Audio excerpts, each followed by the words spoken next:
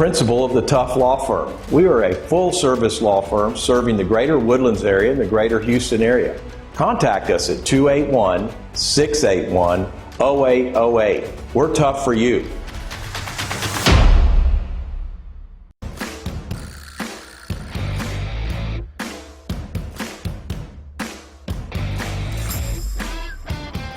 And now, here's the veteran voice of the legal fix, Bruce Buffer.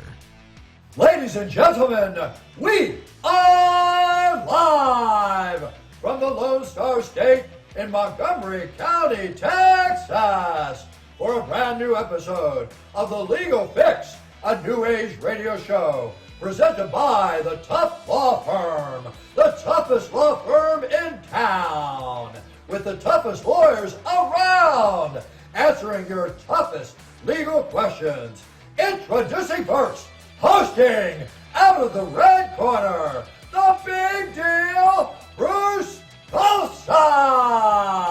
Tough, joined by Boy Wonder, Brandon Scott Riley, and super lawyer, GI Jerome, the Golden Boy, Jeremy Lee Hall. Hey, thank you, Bruce Buffer. I'm the big deal, Bruce Tough. I'm here with Boy Wonder, Brandon Riley. The Golden Boy, GI Jerome, is on vacation this week. What's up with that? I don't know what's up with that. How come he gets to take vacations? Yeah, but what even is that? We don't take vacations in the Tough Law Firm, do we? We're working all the time, 24/7. No, but we do activity. have a. I'm going to call him a guest host instead of a guest. So he's now a guest host. We're not going to have a guest. Daniel Amantour. Yes, sir. Yeah. Thank you for having me. I think it's Dementor. Dementor, Daniel Dementor. Well, the honey badger pronounced his name Amantour. Yeah, I'm not even quite sure how to say my own last name, to be honest. It's French. Is it a French It's French. derivative? It has some kind of twist on the end there. I couldn't tell you what it is. Okay, Amantour. Yes. Armentour is fine. Armentour. Yes. Does that make you Cajun? Yeah. Give or take. I think we're like fake Cajun. Okay. From what I hear, okay. You know, your ears don't look big enough for that. Yeah. Okay, now that you're guest hosting, you're going to have to tell the audience a little bit about yourself. I know you're a candidate for a Juris Doctorate, so you're a law student. You clerk in the Tough Law Firm, That's correct. So that should be the top of your resume all the time. I clerked at the Tough Law Firm, and now I've been on the Legal Fix. That's going to be number 1 and 2. What's your third bullet point on your resume? Yeah, so I did, I guess before law school, I was in the financial services industry, so I was a financial analyst. I worked at a major bank here in Houston, actually, and I think some of that experience kind of led me to law school. You know, I always wanted to be a lawyer, and I think now getting out of law school, I feel like I'm where I'm supposed to be, and I'm excited. I look forward to doing the work, and I you know, I feel like this is the right spot for me. An attorney is the You're found your home. right, Yeah. right. And, you know, you look at it and you kind of What is it you say? What, Help people. Oh, the reason I Feel good wanted to about be myself. the reason I wanted to be an attorney is I wanted to help people. That's Right. my first thing, and then I wanted to feel good about myself every day. Every day, I know that I'm doing something righteous and make at least enough money to support me and the family. That's it. That was my 3 objectives for becoming an attorney. Very simple back then in law school. And you know, why'd you want to be a lawyer? Yeah, so I appreciate you guys bringing me on and giving me the opportunity. And I was telling Brandon, I've learned more working with you guys than I have in school. So it is a big help. Kind of, there's one thing to get the theory of the law, but then to see it in practice and being around somebody like Mr. Tough with so much experience. He can answer pretty much every question, or either directly or indirectly. The knowledge is flowing through the firm, and it makes its way to me. So, you know, I appreciate you letting me be I feel like a barnacle riding the whale, but it's great. And whatever knowledge just does. I need to get a rope and an anchor to tie his ego back down. Yeah, thank you for that compliment. Yeah, I like that. Yeah, that's exactly the way it is around the Tough Law Firm. Yeah, and an Shout incubator out of future Honey Badger. attorneys. And Honey Badger, too. We can't forget about the Honey Badger. She's a great help. She's the best. And where do you go to law school, and what's your level? Yeah, so I'm a 3L at the South Texas College of Law here in Houston. Good. So looking forward to finishing, taking the bar, and being an attorney here in Texas. All right, when do you sit for the bar? This July. So actually, I'm one July of the 22, okay. yes, and it's the UBE, the Unified Bar Exam, Oh, Universal the first Bar time, Exam. the first I time. think it's the second one. They went in the fall. Oh, okay. Okay. So from what I hear is 38 states opted into this agreement. So essentially, taking some kind of uniform bar for all of the states, and you can apply that score, that exam score, in case you want to get licensed in all these states. But nevertheless, Texas is my home. I look forward to practicing in Texas. So to me, I'm taking the Texas bar exam. Outstanding. Nice. Now, I think to me that means this is the Texas Bar Light, because when I took it, it was 3 days, and we didn't have any 38 applies everywhere. It was unique to us, and it was one Oil day and of gas. writing, one day of essay, and then another day of oil and gas. So, and professional responsibility. So that's how it was in the old days, the hard days, The wee actually. olden Yeah, days. the wee olden days. Yeah. Well, welcome. You were a Daniel. law clerk as well for several Yes. judges, right? Two. I did state and federal court as well. And actually, your friend, Mr. Tough, actually, I didn't know this at the time. And actually, when I was working for her, Judge Stacy, Francis Stacy in the Southern District of Texas. Oh my gosh! You know what? I was at Judge Stacy's retirement on Yes. Tuesday or Wednesday. So I think I was her last Yeah, you were the clerk. last. Okay, On her last so- set of clerks, I would Ah, say. And you know, okay. it's a. Let me clear one thing up. It's a while I'm in law school clerk, because the federal judges do have their permanent hire clerks. You know, those are actual attorneys that have passed the bar. Briefing attorneys, sure. This, you know, this is more of a law school clerk, I guess. I wanna say. Internship, basically. Yeah, but I right. met her two briefing attorneys, Alice and Yes, I worked directly with yeah. Alice and Karen. Karen, Yes. Alice and Karen. Correct. And you know that they're all retiring at the same time? I heard. It Judge was a big deal. Stacy's retiring, Alice is retiring, Karen's retiring, and the court administrator is staying another 2 months. I can't remember, and I should know her name too, but she was also, but the three, they're all going Yes, out. What a I mean, loss of knowledge. It, all at oh once. my God! There's like this void that's going to Yeah. be created. The poor Southern District of Texas. They'll be fine. Okay, they'll survive. They'll be okay. Well, I'm back on the show. I did not make the last two shows. I had some sad news. My father passed away, Coulson Tough, who is a legend in the Woodlands community, and he had been ill for about the last month, and he passed away on January 27th of this year, That's where you 2022. get your good looks from, huh? Yeah, there's some shots of him. Carlos has got some great shots of him. So we had a viewing, and we had a wonderful memorial service on my mom's birthday, which was February 4th, 2022. My mom preceded my father's passing, so did my sister Cindy. And we had a tremendous service. I had all four of my girls speak. Diana spoke, the honey badger, and then I was able to talk. That's a picture in Scotland, actually. There's a town of Tough in Scotland. They pronounce it Tuff. And that's a picture of Coulson. And I made several trips to Scotland with Coulson and my mom, Colleen, and actually with my sister. And then later I brought Diana and the kids to Scotland. So we have great memories, and I wore my kilt to the memorial service. Can I share a story from the Yeah, service? sure, 'Cause sure. all of you did a wonderful job Yeah. speaking, and I kind of explained what I thought Thank about you. each of your speeches. But the best part was when Tara went ahead and said, "We didn't know how we were going to make it through this day, but after watching Dad put that kilt on, I knew anything was possible."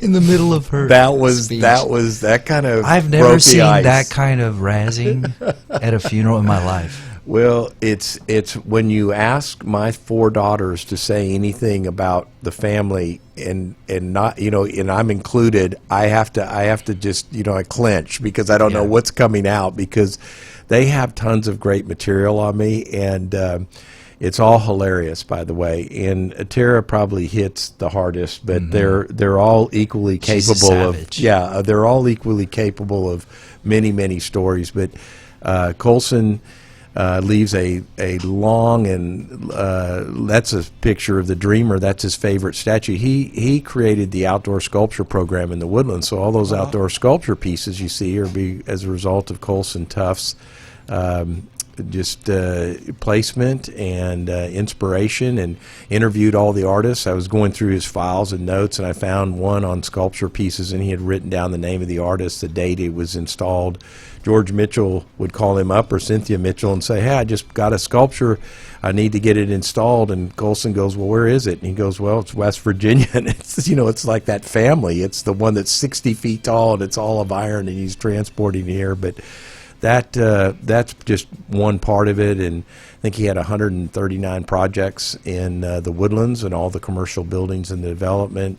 And he was a planner, a visionary as far as the sculpture pieces. But a school named after him, the Coulson Tough School, and that's one of his greatest honors. He served on the school district, was a founder, a charter member of the Woodlands Community Presbyterian Church, in which we held the memorial service, and he had built a sanctuary. So, you know, you just think his fingerprints are all over the community, and it's such a tremendous honor to be his son and to carry on his legacy. And he was so proud of the Woodlands. But prior to that, he had built the University of California, Irvine, which was a whole other university that he developed and built when we were living in California. And then also the University of Houston is where he met George Mitchell. And George Mitchell said, hey, I'm building a city in the forest. If you ever decide to come up north, I'm going to do this little city. And my dad is, he loves building. He loves development. He loves the vision of doing this and building a community in harmony with nature that blends in with nature, just fit exactly what he wanted to do in life. And that's the third part of his career. I mean, you have the universities that he did in California and Houston, and then developed the Woodlands. And he worked for the Woodlands Corporation for 30 years. He retired here, and George Mitchell kept him on working. And it did the Galveston projects. So he built the San Luis Hotel, the Tremont House. He did 19 projects in Galveston, all the buildings. And I want to share a funny story. He would take notes on Sunday afternoon from George Mitchell, and George Mitchell would say, Coulson, I'm thinking about doing some development in Galveston. Would you go down there and buy me a building? Coulson drives down. My dad drives down. He looks around the Strand area. He buys a building, which is where the Tremont House is now. And he reports back to George Mitchell and says, George, I bought a building. It'd be a great hotel. The Tremont House they didn't even have the idea of the Tremont House, but he bought the building. And then George says, good, buy 2 more. And he did. He bought 19 buildings, and that's where all the development is. The Galvez was a redevelopment of his. All of the Pirates Beach development was I love Pirates Beach. Yeah, that's my part favorite of spot on the island. And we had a beach house right on the beach. And we had many wonderful, wonderful times down there. So we were kind of the Southern California lifestyle kind of gets you to the beach. And so that's where we first went when we arrived to Houston. It's kind of hard when the water looks like the oil. That was a culture shock for me. I mean, I was used to the blue Pacific Ocean and the big waves. And when we came to Galveston, and people were driving on the beach and parking their car and dumping their crap everywhere, I was just kind of going, this isn't like California. They rake the beaches. They're pristine. They're, the water's crystal clear. It's cooler. It's a lot cooler, too, because you go into the Gulf and it's so much warmer. The Pacific, man, you can't stay. You got to be, you get used to it. It's cold. But a big difference. But I tell you, I love California, but I didn't. People say, "Didn't you miss it when you left?" I said, "No, you know what? Houston. I love Houston. Houston. I love Montgomery County. I love being in Texas. I think the idea of going to Texas was just perfect for us. So he made a good decision in doing that, and it was a great place to grow up. I grew up in Houston, Texas, so it was wonderful. Yeah, and we'll miss Coulson, but what a great legacy he leaves for all of us. And it was another great picture. He and I spent so much time together. I saw Nina Marino today, and she said, I have these great pictures of you at a Halloween party. We both dressed like Batman. So we went to, we went to the Halloween party. So there he is. He's a hometown hero, one of the original 25s elected by the Woodlands community of the 25 hometown heroes, and they have a celebration of excellence in honor of the hometown heroes in the Woodlands. So, and great turnout of people at the event, and I had this long receiving line. I got to see so many friends and so many great people that worked with Coulson and built the Woodlands community. So we're going to miss you, Coulson, but your legacy lives on. Let's take a break, and then we'll come back. We are going to talk about hot topics, and we have 4 hot topics. Boy Wonder, Brandon Riley, and Daniel Armature they're ready to go. So we're going to hit a bunch of good things that are like Joe Rogan, the trucker barricade in Ontario and Canada, and deplatforming, and we're going to talk cancel culture, martial law. We're going to go through. So we'll take them one at a time, guys. Is that okay? That's good. All right. So we're going to take a short break. When we return, we'll talk about hot topics, and we'll also answer your toughest questions. So call our hotline 936-900-2381. We'll be right back.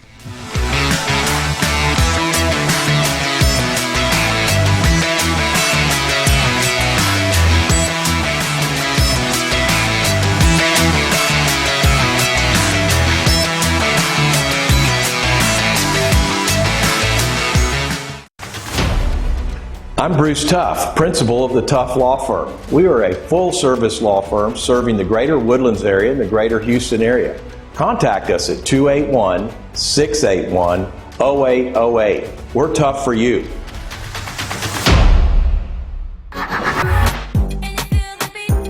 Top 40s. Dance. Latin. Country. Pop. Rock and roll. All in one station. 91.1 FM, The Boss. Ask for your favorite songs using WhatsApp. The number 936-900-2381. When's the last time you heard this sound and actually called the police? Yeah, didn't think so.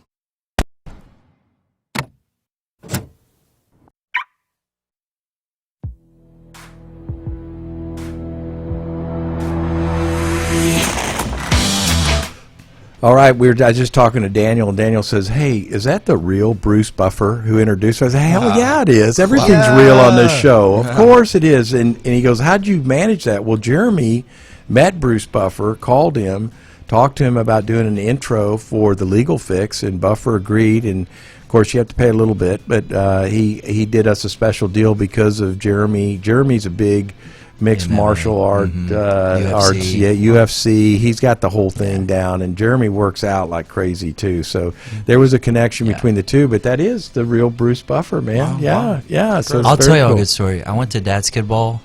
I don't even want to tell this, but Wednesday I went to Dad's Kid Ball with all the other dads at the school. Dad's Kid Ball. Okay. Like basketball for dads. Okay, got it. I'm the youngest guy out there. I'm not on the court for a minute How old and a half. are you anyways? 32. 32. That's the youngest out there? Yeah, I think so. Really close. Any fat old guys like all me out there? Oh, yay. Most all of them. No offense, guys, but I mean, you guys have beer bellies or something big. I'm sorry I said that. But I'm out there for a minute and a half, and I had drank chocolate milk and ate a banana right before. I'm out there for like a minute and a half. I love your diet. And I was like, oh, I don't feel so good. I got to get out. And I gave my jersey to another guy. I walked over, got a drink of water. I walked immediately to the restroom and upchucked everything I had, all my curdled milk, all I had left. That is, and I was like, I'm done. I'll see y'all next Wednesday. No one your age should be drinking chocolate milk. Now, what do you drink? Those power drinks? What are those things you drink all the time? They're like that's rocket a gift. fuel. That's actually a gift from Jeremy. Yeah, it's probably something that'll kill you. Okay, I'm pretty sure it's like poison in a can. But if I drink it, them will I get the shakes like this? You might have a heart attack. Honestly. Okay. Yeah, basically. So what'd your daughter say, or your son, whenever their dad was on the side puking? They weren't there. It was only the dads. I so, see. You know, I'm the only one that could memorialize what actually happened. Oh my! It is what it is. Well, we're not going to do the hot seat this time. I know everybody's going to be super disappointed, but we need to talk about some hot topics. So Daniel Amateur's here. He's going to help us out with the hot topics. Boy Wonder's been doing some research, but I want to start off with the martial law that has been declared in Canada. The Prime Minister Trudeau declared that not only did he declare martial law, but he also said, I'm going to seize all your bank accounts. So if you want to give any money to one of these truckers who is protesting about being a mandatory vaccine, that's the whole thing that's going on up there. And they said, no, we don't need to be vaccinated. We already got antibodies. We've already had coronavirus. We don't need to have it. And it's this power trip that governments are doing about the coronavirus. It's like, okay, I'm going to take over. I'm going to do this and control your life. Now they want to seize your bank account. So I'm going to get in cryptocurrency. I just started thinking about it. I said, the hell with this, but it's still, they can still probably monitor it, because I noticed they are applying it to cryptocurrency and to regular bank accounts and to financial institutions. They call it debanking. Debanking. They did that to the MyPillow guys. How can they do? They can't do that. That's not constitutional. Can they do that in this country? I think that's the first thing to know, right? This is in Canada, right? It is. Technically, it is, yes. Right, and you know, money is speech, right? You can speak with who you give your dollars to. So I think there is an argument. One thing we do have in America is the Constitution. Right. Specifically, Thank God. that First Amendment, right? I used to think Canada was kind of like us, but now I'm thinking, no, they're getting like communist China. It's tough. And there's video of Trudeau saying, if I could model our country after any other, I really admire China.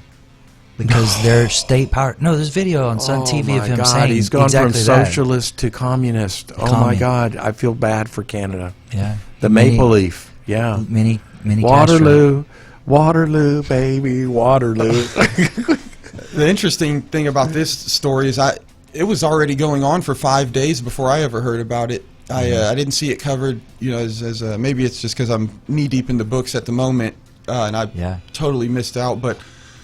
Yeah, it's been ongoing, and it's interesting to think, if they were to pull up in Houston, a major port city, and just stop the port of Houston, keep all the boats from coming, what would our government do? Martial law. Right. You'd have to. You'd have to. Of course, we don't need that now because China's doing it, because we can't even get our ships to come in with the containers and unload them. At this, or the truckers, because I think all the free money said, "Hey, you don't have to work anymore. Why work as a trucker?" Huh? And I think this originated from the Canadian government forcing them to get a vaccine, right? Yes, as a mandate. yeah, exactly. So this is really a protest, and we have the right to petition, we have the right to protest, and it'd be interesting to see how it played out on this side of the border. They're talking I like about the way you're framing the issues. Do you see Daniel's thinking like an attorney already? Yeah, he's real smart. He's doing great. That's why we have him. Yeah, he's framing the issue, and he's kind of identifying the things. He also was an underwear model before this. I forgot about that. Yeah, he's smart. He's smart and cute. Yeah, well, wow. God, you got it going, man. It's like, man, why did you bring that up? Should have never told me. Thank you guys. Yeah, but it all plays back together in the same thing: freedom of speech. What speech is free and what speech has to be restricted. And then you see like Joe Rogan. It's all centering around the freedom of whether or not you have the choice with your body to accept a vaccine, and can you even discuss the idea that maybe it's not a good thing to get it.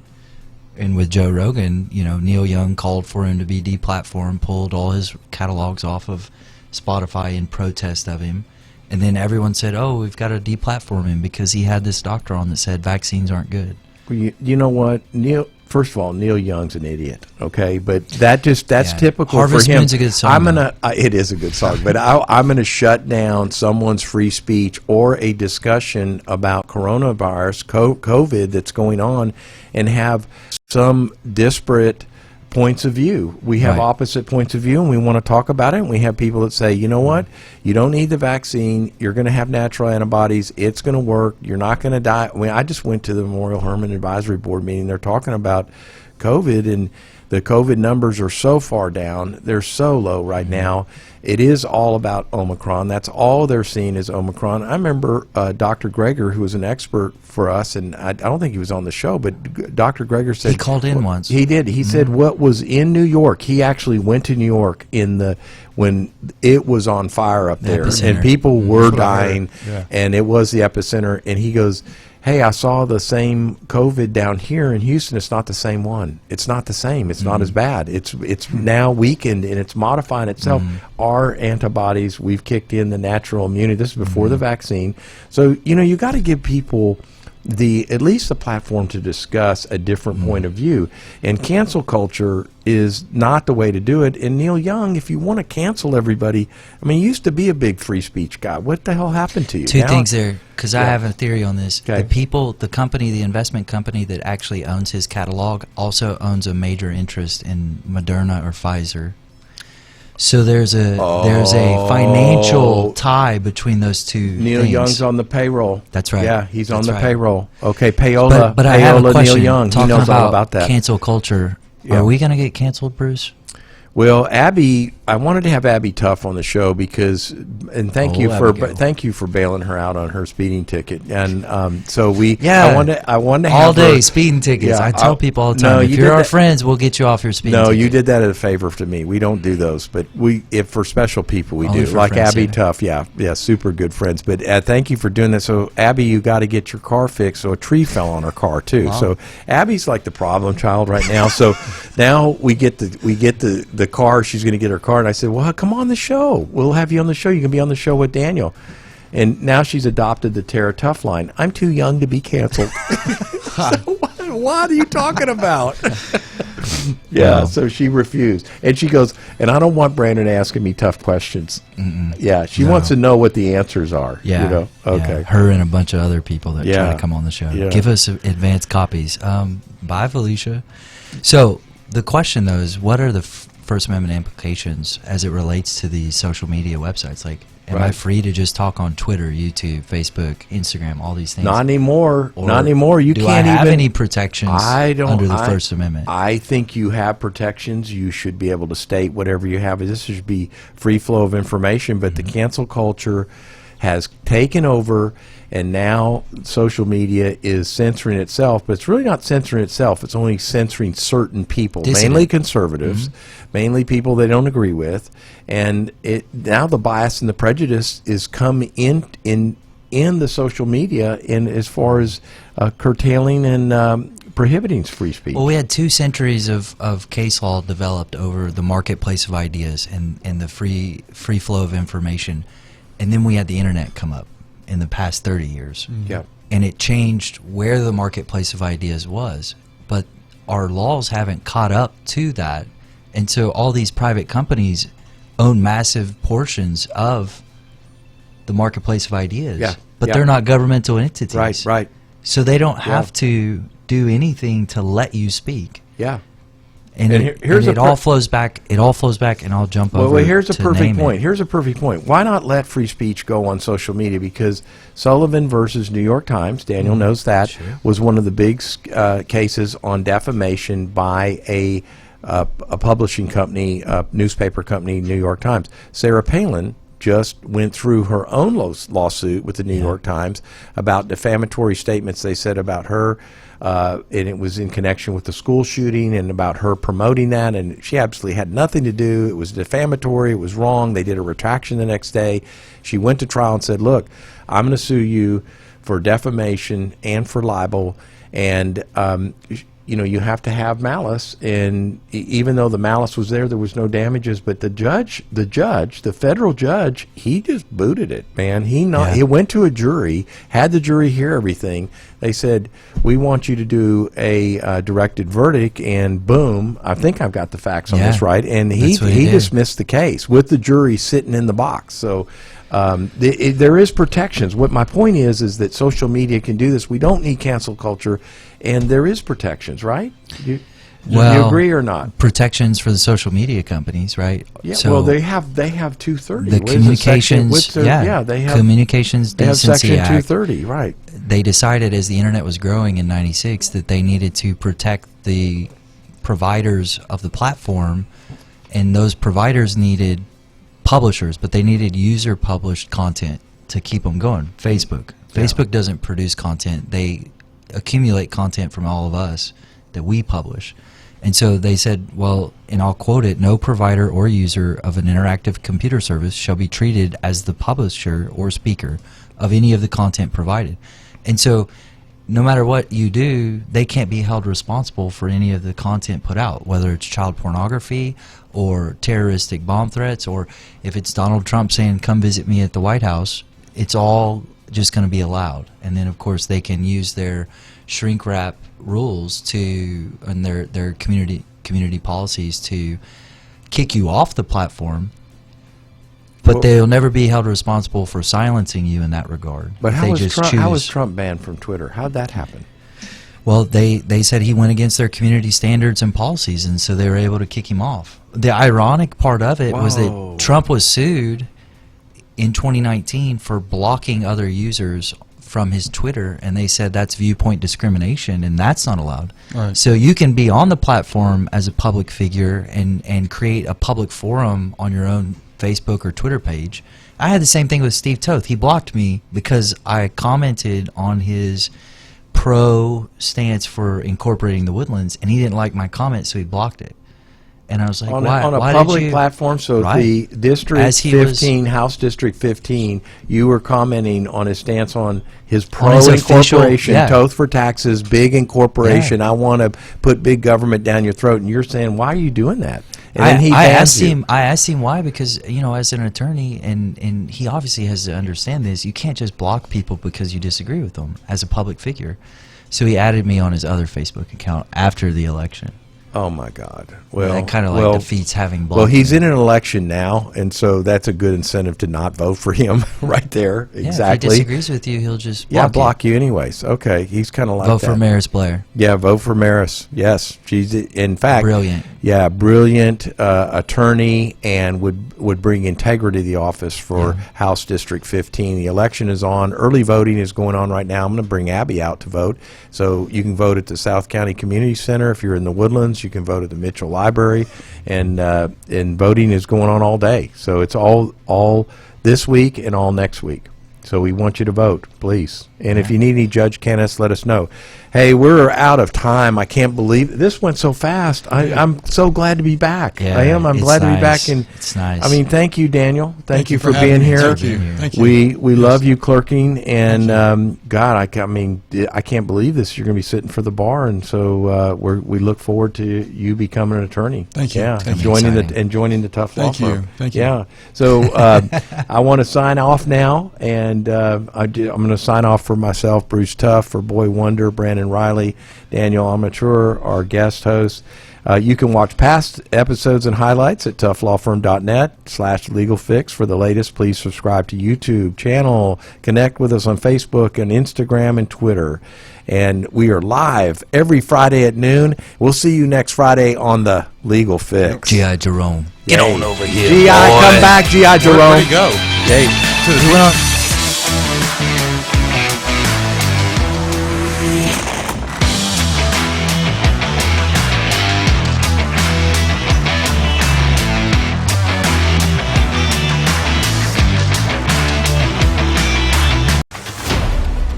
I'm Bruce Tough, principal of the Tough Law Firm. We are